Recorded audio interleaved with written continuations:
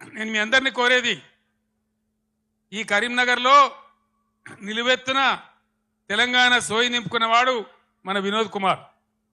Clean character అన్న వ్యక్తి మన వినోద్ కుమార్. ఈయనకు బండి సంజయ్కి పోలిక లేదు, పొంతన లేదు, నక్కకు నాగలోకి అనుకున్న తేడా ఉంది. ఈ విషయాలు గమనించి ఎవరుంటే బాగుంటుంది అనేది మీరు నిర్ణయించి దయచేసి వినోద్ కుమార్ గారిని గెలిపించాలి అని నేను కోరుతా ఉన్నా. ఎవరన్నా ఈరోజు కాంగ్రెస్ వాడు కానీ బీజేపీ వాడు కానీ గుండెల నిండా జై తెలంగాణ అంటాడా?